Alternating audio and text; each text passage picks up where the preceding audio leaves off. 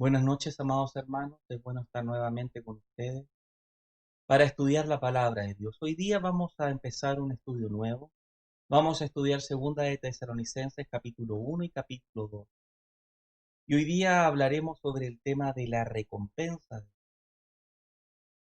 Yo no sé si ustedes conocen estos experimentos que muestran en la televisión, donde ponen a un niño dentro de estas cámaras o estas piezas de control que tienen cámaras ocultas. Y ponen al niño sentado frente a una mesa y el instructor le pasa un chocolate, le pone un chocolate enfrente de él y le dice que él tiene que salir, pero si él vuelve y aún está ese chocolate y no se lo ha comido, él le va a dar otro chocolate como recompensa.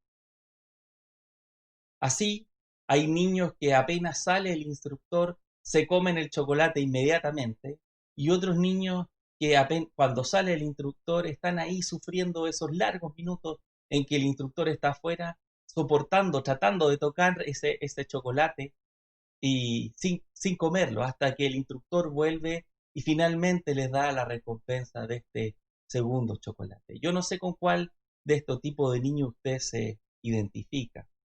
Así como hay recompensas para estos niños, también el cristiano tiene recompensas. Tiene una recompensa por permanecer fieles a Dios, incluso en medio del sufrimiento, incluso en medio del dolor.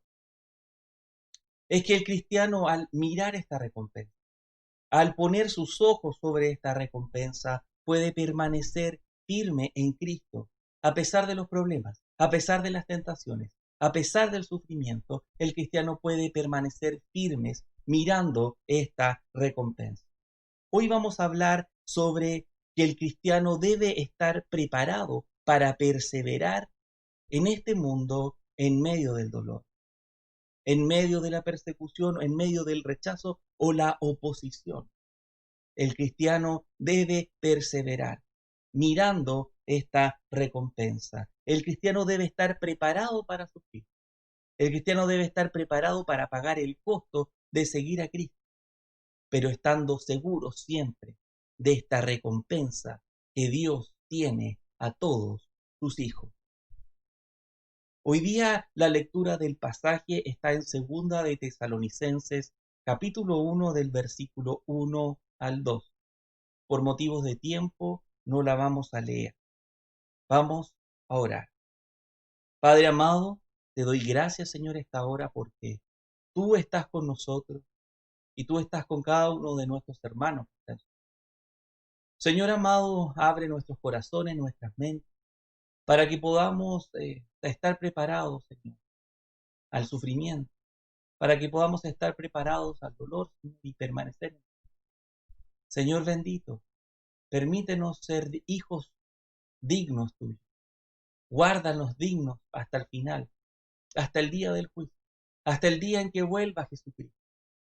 Amado Señor, sé tú con nosotros, ahora y para siempre. Amén. Estos versículos que hoy día estamos estudiando están dentro de la carta de segunda de Tesalonicense y corresponde principalmente a lo que es la sección del saludo y la sección de la introducción de esta carta. Como ustedes vieron o han visto en el capítulo 1, en el versículo 1 de esta carta, habla de que Pablo es el autor. Y Pablo escribe esta carta junto a Silvano. Silvano corresponde a Silas, que encontramos en el relato de Hechos, y por Timoteo. Timoteo es el discípulo de Pablo que se sumó en su segundo viaje misionero en Listra para pasar a la región de Macedonia. Es la región donde precisamente se encontraba esta ciudad de Tesalónica. De hecho, esta ciudad era la capital de la región. Y en esta ciudad, según lo que encontramos en el libro de Hechos, había una sinagoga desde donde salieron varios de los discípulos o de los seguidores de Pablo dentro de esa ciudad. Y además sabemos que por el testimonio de Lucas dentro del libro de Hechos, esa iglesia sufrió persecución por parte de los judíos que acusaron a, a los hermanos tesalonicenses por seguir a un Señor que sea distinto al César. lo cual generó un problema que obligó finalmente a Pablo a arrancar, bueno, a Pablo junto a Silas o a Silvano, como le llama Pablo en su carta, a irse hacia la ciudad vecina de Berea. Pablo en esta carta estaba preocupado por la iglesia. Había una persecución por la iglesia preocupación por la iglesia porque él no podía haber estado mucho tiempo con ellos. Y habían doctrinas que necesitaba darle a conocer o profundizar. Estas doctrinas que hablan esta carta de Segunda de Tesalonicenses son precisamente las doctrinas de la segunda venida del Señor y la doctrina también de la disciplina al interior de él. En estos versículos que vamos a estudiar hoy se ven estas preocupaciones ministeriales de Pablo por los hermanos, ya que enseña precisamente sobre la recompensa. Él parte hablando precisamente sobre esta promesa, sobre la recompensa del cristiano. Esta recompensa que se completará finalmente en la venida de nuestro Señor Jesucristo. Y hace una invitación a estar fieles y a ser conscientes de esta promesa, de esta recompensa, para que los hermanos puedan permanecer fieles en medio de los problemas, en medio de las persecuciones que estaban sufriendo por sus propios conciudadanos. Pablo quiere que ellos puedan ver el gozo eterno de estar con Dios primeramente, antes que vean los sufrimientos de esta parte de la humanidad, de estos sufrimientos y persecuciones temporales. Pablo quería que pusieran sus ojos sobre esta recompensa eterna en Dios. Hoy día vamos a hablar de tres temas principales que encontramos a lo largo de de este capítulo. Vamos a hablar primero quién es el autor de esta recompensa, que es Dios. Dios es el autor de esta recompensa. En segundo lugar, en segundo punto, hablaremos sobre el costo de la recompensa para el cristiano y el pago o del castigo para aquel que está en el mundo. Y finalmente, el tercer punto que hablaremos es que Dios nos guarda para su recompensa. Dios nos guarda para su recompensa. Así que partiremos ahora con este primer punto que dice Dios es el autor de la recompensa. Y para eso leeremos, ahora vamos leyendo versículo a versículo esta sección extensa del Evangelio. Versículo 1 y versículo 2 dice así: Pablo, Silvano y Timoteo a la iglesia de los tesalonicenses, en Dios nuestro Padre y en el Señor Jesucristo. Gracia y paz a vosotros de Dios nuestro Padre y del Señor Jesucristo. Estos versículos, el versículo 1 y el versículo 2, corresponden al saludo de la carta. Este saludo de esta carta en particular no es muy diferente a los saludos que encontramos en otras cartas paulinas, es decir, otras cartas que ha escrito Pablo. Y observamos que los autores de esta carta precisamente son Silvano y Timoteo junto a Pablo, que son los que envían esta carta. Y primero debemos observar que es la iglesia de Dios. En esta carta observamos que la iglesia de Dios está en Dios Padre y en el Señor Jesucristo.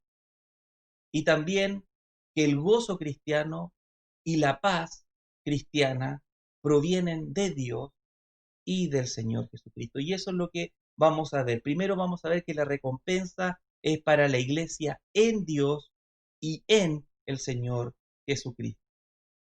Claramente el versículo 1, si ustedes se fijan, que esta iglesia está enviada a la iglesia de los tesalonicenses, y dice claramente esta iglesia que está en Dios, en el versículo 1, en Dios Padre y en el Señor Jesucristo. Esta iglesia, la palabra iglesia durante el siglo I, esta es una de las primeras cartas que escribe Pablo, seguramente un par de años después que escribe Gálatas. En esta carta, la palabra iglesia no tiene el significado que nosotros le ponemos a esa palabra. Cuando nosotros escuchamos la palabra iglesia, inmediatamente pensamos en una organización de tipo religioso. Sin embargo, en ese tiempo, en el siglo I, cuando escuchaban esta palabra no entendían. La palabra iglesia más bien tenía en ese tiempo una connotación política, una connotación política que se refería a una asamblea ciudadana. Una asamblea ciudadana era esta iglesia. Pablo estaba haciendo una especie de paralelo entre esas asambleas que estaban tan acostumbrados las personas que vivían ahí en Tesalónica, pero ahora estas personas no eran ciudadanas de una ciudad, por ejemplo, la capital de Tesalónica, ahora eran ciudadanos de otra ciudad, sino que estos eran ciudadanos de, no de esta tierra, sino que eran ciudadanos en Dios, nuestro Padre, y en el Señor Jesucristo. Así como si la iglesia, como si esto fuera un lugar, como si esta comunidad de personas estuvieran en una posición, como si Dios y Jesucristo fuera un lugar, como si fuera un país, por así decirlo. Los verdaderos cristianos, la verdadera iglesia, están en Dios y están en Cristo. La importancia de la iglesia no es la ciudad donde se encuentra, no es el barrio donde esté levantado el templo, y tampoco es el edificio mismo, ¿no? La importancia de la iglesia es que esta iglesia, que cada uno de los miembros de esta congregación estén en Dios y estén en Jesús y están ahí por causa de Él. Y si están ahí, están en el mejor lugar que se puede estar. La iglesia que está en Cristo es la que tiene la promesa de la recompensa. Y esta recompensa es gracia y paz de Dios. Y eso lo vemos en el versículo 2, donde nos habla de esta recompensa, de la gracia y paz que provienen de Dios. Versículo 2 dice, gracia y paz a vosotros, de Dios nuestro Padre y el Señor Jesucristo. Este es el deseo de Pablo por mí. Es el deseo de gracia y paz. Algo interesante con la palabra gracia en ese tiempo, que correspondía a la palabra normal que se utilizaba para saludar en el mundo griego. Y esta significa regocijarse, gozarse, ¿no es cierto?, para quien reciba esta gracia. Y al mismo tiempo estaba esta paz, que correspondía al tradicional saludo hebreo, shalom, y que significa literalmente paz. Pablo en estos saludos se está uniendo a las dos comunidades, a la comunidad judía y a la comunidad griega, la está uniendo bajo un mismo techo, el techo de la iglesia, el techo de la comunidad de Dios. Y le está deseando a esta comunidad gracia y paz. Esta gracia y paz tiene una particularidad. Esta gracia y paz son de nuestro Dios Padre y del Señor Jesucristo. Hablan desde dónde viene, cuál es la procedencia de esta paz. Esta paz y esta gracia provienen de Dios Padre y del Señor Jesucristo. No es un regocijo o un gozo que da el mundo. No es una paz que se fundamenta en la economía o en la estabilidad política. La gracia y la paz que desea Pablo provienen de Dios mismo. Dios mismo da esta paz. Él es nuestro Padre y es una paz que proviene de nuestro Señor Jesucristo. Y esto marca una diferencia radical entre lo que es el gozo y la paz cristiana y el gozo y la paz del mundo. El gozo cristiano es eterno, es real, mientras que el del mundo es simplemente temporal y aparente. Pero Pablo destaca la procedencia de esta verdadera gracia y de esta verdadera paz. La verdadera gracia y la verdadera paz provienen de Dios. Este es el deseo de Pablo por los cristianos, que tengan este verdadero gozo y esta verdadera paz. Y esa es la recompensa. La recompensa es el verdadero gozo y la verdadera paz que provienen de Dios a todos los que son de Él. Todos los que son de Él, los que están en Dios y en nuestro Señor Jesucristo, pertenece este gozo y esta paz. Así como hay recompensa para los cristianos, que es el verdadero gozo y la paz, así también hay una recompensa o hay un pago para aquellos que rechazan el Evangelio, que es el lloro y el crujir de dientes. Y eso vamos a ver aquí en el segundo punto, que habla sobre el costo de la recompensa de los cristianos y el pago del castigo del mundo. Para eso vamos a estudiar lo que está entre el versículo 3 al versículo 10. Para estos cristianos en Tesalónica, el gozo y la paz parece simplemente como un deseo de Pablo de buena crianza, un saludo más que está dando Pablo, ya que estaban pasando por distintos problemas, por distintas persecuciones y tribulaciones, como vemos en el versículo 4. Probablemente estaban acusándole sus propios conciudadanos, similar a las mismas acusaciones que recibió Pablo cuando estaba ya en Tesalónica.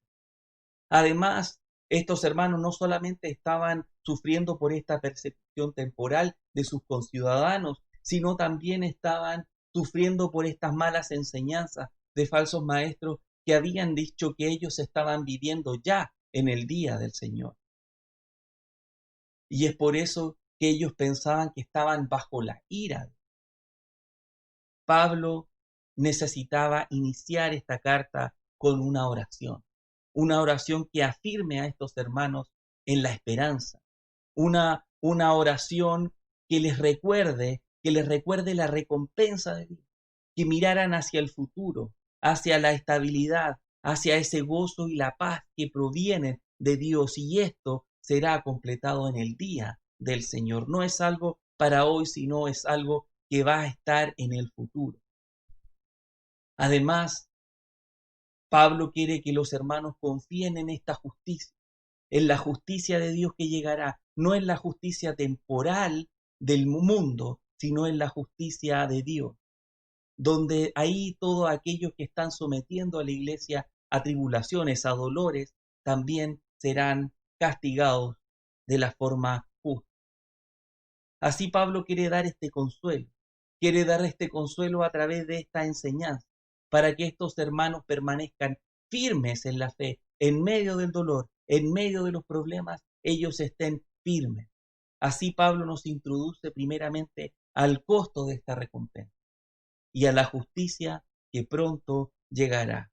Entre el versículo 3 al versículo 5 nos habla sobre este costo de la recompensa. Versículo 3 al versículo 5, leo para ustedes, dice: debemos siempre dar gracias a Dios por vosotros, hermanos, cada uno de vosotros, y cada uno de vosotros abunda para con los demás, tanto que nosotros mismos nos gloriamos de vosotros en las iglesias de Dios, por vuestra paciencia y fe en todas vuestras persecuciones y tribulaciones que soportáis. Esto es demostración del justo juicio de Dios, para que seáis tenidos por dignos del reino de Dios, por el cual asimismo padecéis. Pablo en estos versículos inicia aclarando la realidad de la iglesia de los tesalonicenses a través de esta acción de gracia. Pablo inicia con una acción de gracia, como es común en varias de sus cartas paulinas. Pablo da gracias primero a Dios, da gracias a Dios primero, como es digno, dice. Pablo dice que es digno alabar a los hermanos por permanecer en la fe en medio de la persecución. Es digno alabar. Segundo, dice, porque están creciendo abundantemente en la fe. Los hermanos están creciendo abundantemente en la fe. La imagen que está en esta palabra, creciendo abundantemente, es la misma que nosotros podemos imaginar en un árbol creciendo y dando fruto. Esta palabra es la misma que usa el Señor Jesucristo en sus parábolas agrarias para hablar sobre el crecimiento que da Dios. Porque el crecimiento sobreabundante de la fe solo lo da Dios. Tercero, esta acción de gracia es también porque el amor de Dios está sobreabundando en esta iglesia y eso es claro indicio de que esta es una iglesia real, como lo vemos en Primera de Juan, capítulo 4, versículo 7, donde los hermanos se deben amar los unos a los otros. Pablo está dando gracia a Dios debido a la respuesta en amor y fe que han hecho los hermanos. Los hermanos están respondiendo en amor y fe. Y dice que él, Pablo, por esta respuesta de amor y fe que tienen los hermanos, él se siente con el pecho inflado, él se gloría. Podríamos decir o traducir de esta forma, nosotros mismos nos enorgullecemos a causa de vosotros. Pablo hincha el pecho debido a cómo estos hermanos tesalonicenses han respondido a la palabra de Dios. Pero este orgullo no es un orgullo egoísta, un orgullo humano, sino es un orgullo que se da a Dios. Y normalmente en la palabra de Dios encontramos esta palabra, el gloriarse en Dios al ver la obra de Dios en los hermanos. Pablo está alabando a Dios por la obra del amor y la fe en medio de los hermanos. Y este amor y fe es visible. Y este amor y fe se comparte en medio de las distintas iglesias de Dios. Pablo alaba a Dios por la paciencia y la fe de los hermanos. La paciencia y la fe de los hermanos en la palabra de Dios. Esta palabra que nosotros conocemos como paciencia, que aquí en la Reina Valera usa como paciencia, es la que nosotros conocemos como perseverancia. La perseverancia es la actitud de mantenerse fieles a pesar de las circunstancias. Es la capacidad de soportar problemas y dificultades y seguir avanzando. Los hermanos perseveran en Cristo. Los hermanos están perseverando en Cristo en medio de persecuciones y tribulaciones. No sabemos exactamente cuáles eran estas persecuciones o cuáles eran estas tribulaciones. Probablemente no haya sido el martirio o el asesinato de estos hermanos, pero sí haya sido el rechazo y el acoso de la comunidad en la que se encontraban. Pero ellos, estos hermanos, perseveraban en medio de estas burlas, en medio del rechazo de su comunidad. El versículo 5 también nos habla de los sufrimientos que están soportando los tesalonicenses son muestras del justo juicio de Dios. No sé si le llama la atención este versículo. Dice que los sufrimientos de los tesalonicenses son muestras del justo juicio de Dios. Y la pregunta que nace es cómo los sufrimientos de cristianos son muestra de la justicia de Dios. Esto pareciera como si fuera contradictorio. ¿No debería ser el sufrimiento del injusto, el sufrimiento de aquel que no sigue a Dios como que esto muestre la justicia de Dios? ¿Se equivocó Pablo en este versículo? No, no se equivocó. En la Biblia encontramos muchas veces que se repite este concepto. El cristiano está en este mundo que le rechaza, en este mundo que le rechaza, va a ser perseguido. Y el cristiano debe estar preparado para que en algún momento de su vida va a sentir esta oposición del mundo. Esta oposición del mundo simplemente se da por presentar a Cristo. Cuando se presenta a Cristo, el mundo que no quiere a Cristo o que rechaza a Cristo también va a rechazar al Cristo. No sé si a usted alguna vez ha sentido este rechazo por parte de otras personas que no son cristianas. Y es esto lo que le pasaba a la iglesia de los tesalonicenses. Ellos, por testificar a Cristo, sufrían persecuciones, sufrían el acoso y también de sus conciudadanos, tal vez de sus vecinos. Así como Cristo. Así como Cristo también, quien siendo Dios, sufrió también en este mundo. Él siendo Dios, siendo la segunda persona de la Trinidad, vino a este mundo y sufrió la humillación, sufrió los látigos, sufrió las espinas, sufrió la crucifixión, todo por la obra del Evangelio. Asimismo nosotros, todos los que nos identificamos con Cristo, todos los que somos parte del cuerpo de Cristo, vamos a sufrir por el testimonio de la obra de Cristo, por el testimonio del Evangelio. Así como Cristo sufrió, su iglesia también va a sufrir. El sufrimiento del cristiano en este mundo es muestra o prueba de que el juicio de Dios vendrá. El juicio de Dios vendrá, ya que si Dios permite que su pueblo sufra, ¿cómo será el sufrimiento de aquellos que están en contra de Dios? ¿Cómo será ese castigo? En estos versículos vemos cómo el cristiano en esta vida, en esta vida que está entregada al Evangelio, va a sufrir. Quien haya pensado, que al interior de la iglesia iba a encontrar tal vez una paz con la sociedad, está completamente equivocado. Esa no es la realidad de la iglesia. La palabra de Dios nos dice que el cristiano que testifica el Evangelio va a ser rechazado por el mundo que rechaza a Dios. Pero si nosotros permanecemos fieles en el Evangelio, esto nos dará una muestra de nuestra salvación. Si nosotros permanecemos fieles en medio de ese rechazo, en medio de la persecución, esto nos muestra que nosotros verdaderamente estamos en el camino de la salvación. El estar en el Evangelio en medio de un mundo tiene un costo. Tiene un costo. Requiere un esfuerzo. Nosotros tenemos que esforzarnos para dar testimonio de Cristo. Con esto, por supuesto, no estoy diciendo que nosotros necesitamos nuestras obras para ser salvos. Por supuesto que no, de ninguna manera. Solo la obra de Cristo sobre la cruz salva. Es la única obra que salva.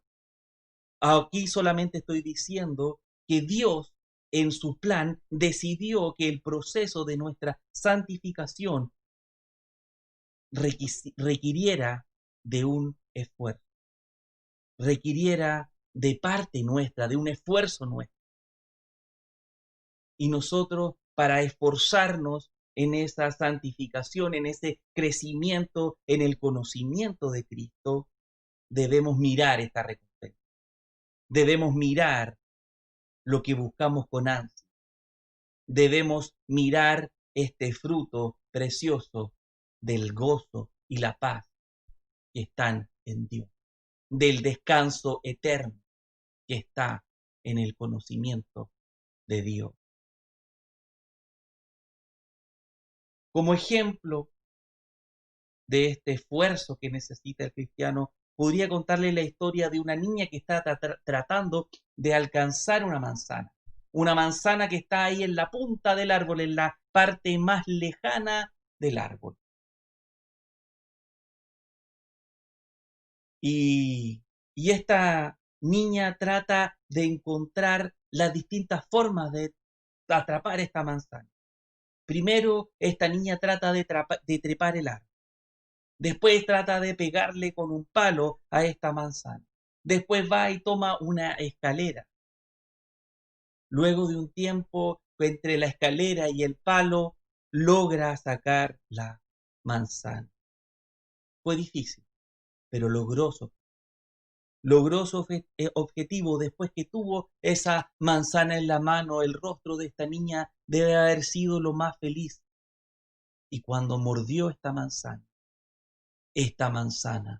sabía más dulce para esa niña. Asimismo, Dios quiere que nosotros luchemos, quiere que nosotros luchemos para alcanzar el conocimiento de Dios. Quiere que nosotros luchemos para tener esta intimidad con Dios, para que crezcamos en el amor del Evangelio, que luchemos y que insistamos cada día más, para que nosotros cuando estemos en aquel, cuando Dios y alcancemos nuestro premio, cuando alcancemos nuestra recompensa, esta salvación sea más dulce. Dios quiere que tu salvación sea más dulce. Y esta recompensa de la salvación, será cuando Dios juzgue a vivos y a muertos. Y llegará esta recompensa tanto a justos como a injustos.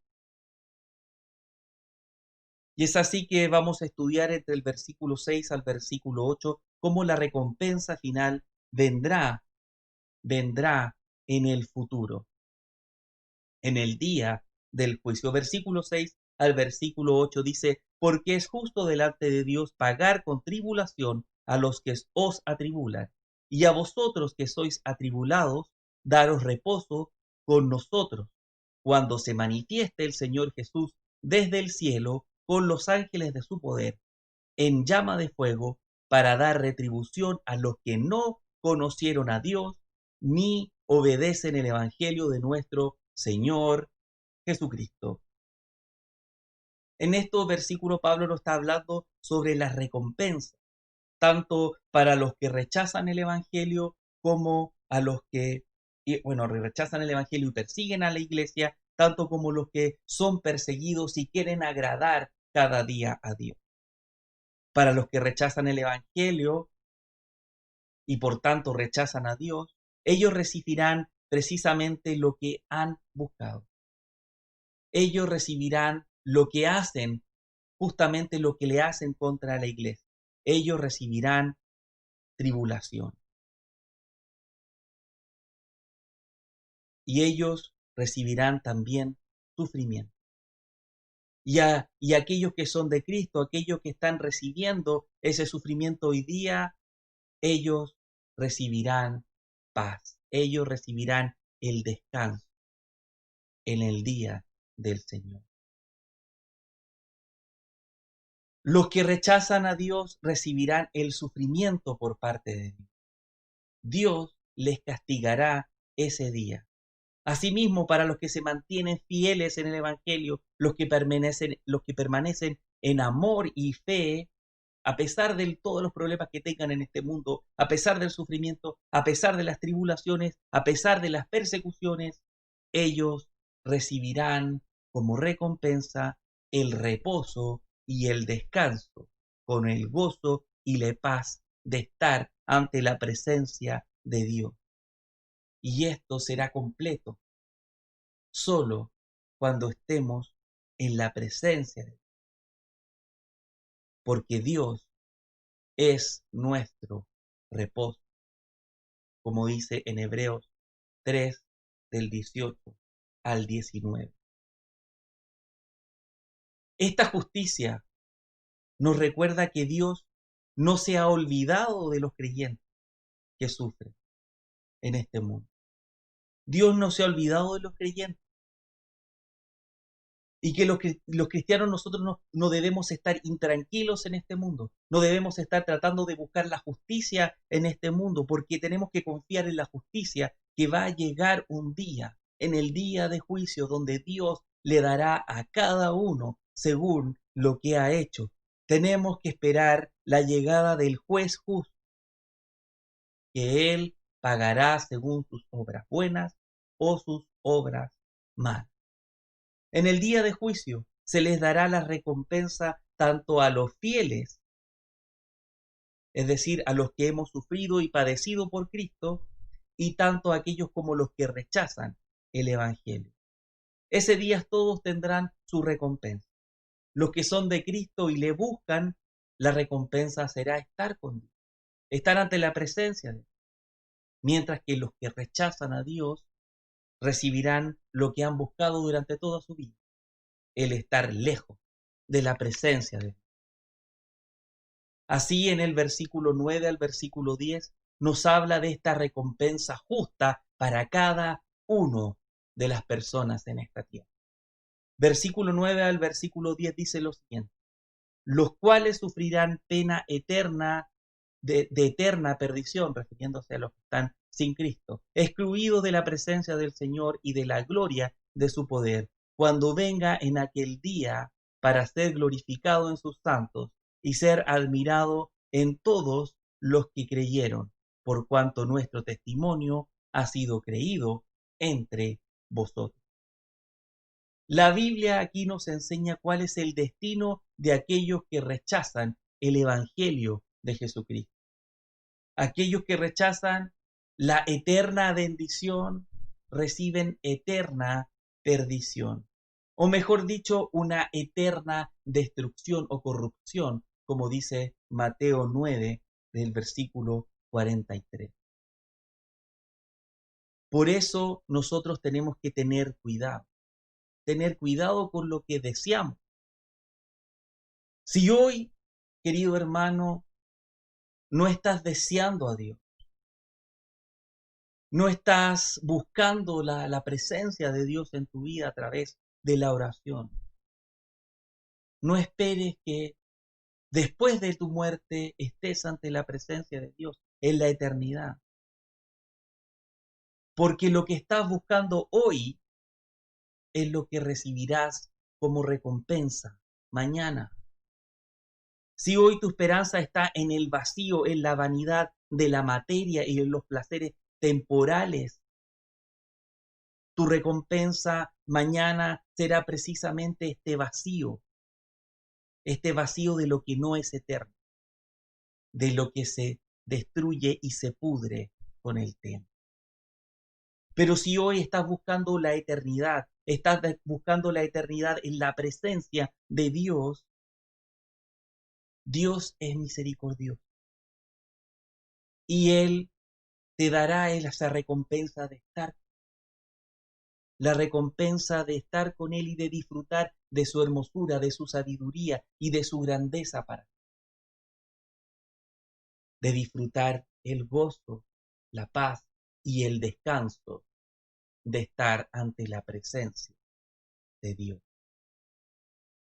Y en ese día, en el día del Señor, será alabado en la presencia de sus santos, es decir, en la presencia de la congregación de los hijos de Dios. Los que buscan a Dios estarán ante Él. Todos los que buscan a Dios estarán ante Él aquel día. Así también los que han creído el Evangelio estarán ahí para admirar y para maravillarse de la grandeza, de la gloria de Dios. Notar que esto es porque el testimonio apostólico fue creído. Aquí dice Pablo, el testimonio o nuestro testimonio fue creído. Es decir, está hablando precisamente del Evangelio, de lo que nosotros hoy día tenemos en el Nuevo Testamento. Es creyendo en la palabra del Nuevo Testamento o de la Biblia en general, es que nosotros podemos estar ante la presencia de Dios alabando. Una cosa interesante es que es grandioso, por así decirlo, que Dios pague a cada uno con lo que desea. Dios paga en esta justicia precisamente con lo que buscan. El pueblo de Israel, cuando cayó en su pecado de querer un rey para su pueblo, dejando de lado a Dios que era su rey, Dios les dio precisamente lo que ellos querían. Les dio un rey. Asimismo, si hoy día estás buscando con ansias a Jesucristo y estás buscando con ansias esa intimidad con Dios, Dios, como lo decía, es misericordioso y te dará en aquel día la plenitud de lo que estás buscando. Así como esa niña que estaba buscando con ese fruto con esfuerzo, Dios te dará ese fruto, el fruto del gozo, la paz y el reposo, que es la presencia de Dios eterno.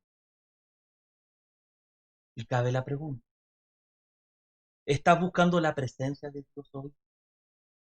¿Estás buscando a Dios como tu Señor y Salvador ahora?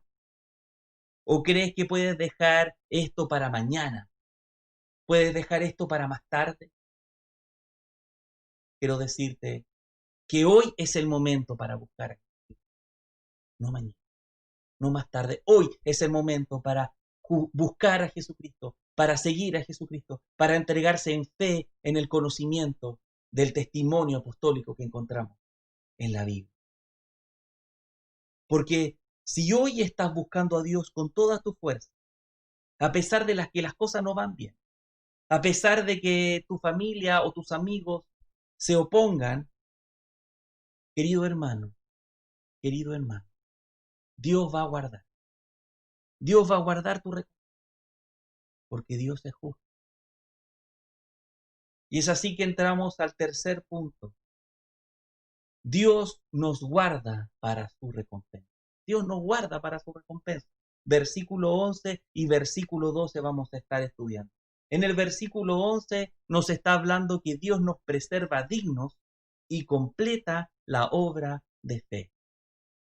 Versículo 11 dice lo siguiente: por lo cual asimismo oramos siempre por vosotros, para que nuestro Dios os tenga por dignos del llamamiento y cumpla todo propósito de bondad y toda obra de fe con su poder.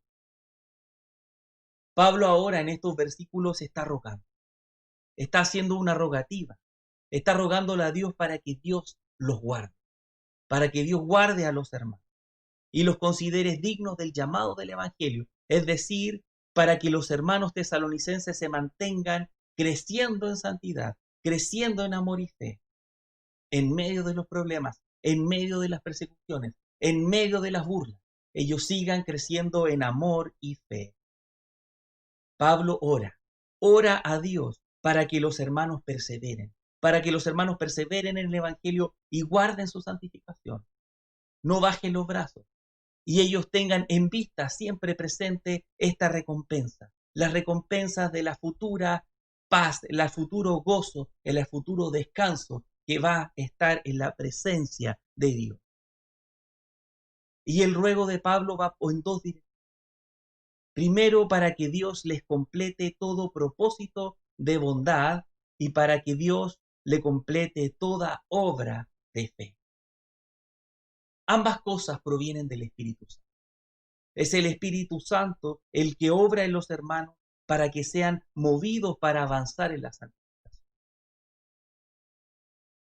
Es el Espíritu Santo que los motiva en estos buenos deseos, en estas buenas obras que están fundadas en la fe de Jesucristo y en la realidad de su pronta venida y de su pronta reunión con nuestro Señor. Dios es quien nos guarda en medio de esta realidad temporal que llamamos existencia terrenal. Él nos guarda para completar toda su buena obra. Así como esa niña que luchaba por buscar esa manzana en la punta de ese árbol. Ella no está sola. Ella no estaba sola y nunca estuvo sola, porque estaba su padre a su lado. Su padre era el que le traía la escalera, era el que la afirmaba para que no se cayera en medio de ese proceso, era el que le pasaba el palito para que le pudiera pegarle a la manzana. Porque finalmente el padre es el dueño de toda la huerta, es el dueño de todas las manzanas. Así también Dios nuestro Padre, es quien nos guarda para alcanzar el fruto del Espíritu. Es quien nos protege en medio de la tarea del llamado del Evangelio, para que no bajemos los brazos, para que insistamos en la búsqueda de Dios, para que insistamos en este fruto que es en el Espíritu Santo. Y todo esto es para la gloria del Padre. Y esto es lo que vemos en el versículo 12. Dios nos guarda para gloria de su nombre. Este es el objetivo de que nos guarde Dios. Dios nos guarda para la gloria de su nombre. Versículo 12 dice, para que el nombre de nuestro Señor Jesucristo sea glorificado en vosotros y vosotros en él, por la gracia de nuestro Dios y del Señor Jesucristo. La obra de la santificación y el permanecer en el Evangelio, a pesar de las dificultades de la vida cristiana, es obra de Dios. Y por tanto es para su gloria. Es Dios que nos hace perseverar en medio de esta vida. Es Dios que nos hace buscar el fruto de su conocimiento. Es Dios que nos mueve. Por tanto, todo lo que hacemos es gloria de Dios, es para su gloria. Así los creyentes glorificamos a Dios en medio de nuestra santificación. Queridos hermanos, los cristianos no solo glorificamos a Dios con alabanza, con cantos o con oraciones. Los cristianos glorificamos a Dios al crecer en santidad en medio de este mundo oscuro y caído. El cristiano glorifica a Dios creciendo cada día más en su santificación. Y no solo eso, sino que los creyentes también somos glorificados en la presencia de Dios. Y esto es por la identificación radical con Cristo. Si Cristo es glorificado, su cuerpo también es glorificado. Notar que esto no es solo en el día del juicio, cuando estemos ante su presencia. Aquí está hablando de la santificación presente del cristiano. No solamente gloriamos a Cristo en el futuro, sino que también gloriamos a Cristo en el presente. En el presente. Si hoy estamos luchando para crecer en santificación, Jesucristo está siendo glorificado en esta labor, querido. Y asimismo, si tú estás siendo glorificado en Cristo, si tú estás trabajando en tu santificación, creciendo en santificación, Cristo te glorifica a ti. Así, no esperes glorificar a Cristo en el día del juicio, si no estás glorificando a Cristo hoy en tu santificación. Porque todo es por gracia de Dios y del Señor Jesucristo. No esperes tener en el cielo algo que no estás teniendo en esta parte de la eternidad. Si por algún motivo en este momento ves tu vida, analizas tu vida y sientes que tu santificación está por los suelos, es tiempo, querido hermano, querido oyente, de ir en arrepentimiento. Es tiempo de ir en arrepentimiento y fe. Y pedir al Padre para que te afirme, para que te ayude a ver la grandeza de la obra de la fe, a ver la grandeza de esta recompensa, para que no bajes, para que en medio de los problemas tú sigas glorificando a Cristo en medio de este mundo, para que insistas y sigas creciendo en esta recompensa que está en el descanso. Para terminar, queridos hermanos, hoy día hemos estudiado sobre esta recompensa de la salud. Hemos hablado de que esta recompensa es de gozo y paz, que provienen de Dios. Es un gozo y paz sobrenatural que proviene de Dios. Y también este gozo y paz describe el descanso que es estar ante la presencia de Dios, que es Dios mismo. Esta recompensa es por perseverar, por insistir en medio de los problemas, en medio de las tribulaciones, en medio del dolor, en medio del rechazo, en medio de las burlas de la comunidad, nosotros insistimos. A pesar de esto, el cristiano persiste en amor y en fe, siempre teniendo en vista esta recompensa futura, esta recompensa de este gozo y paz sobrenatural que va a llegar el día de. Y también ese día está la justicia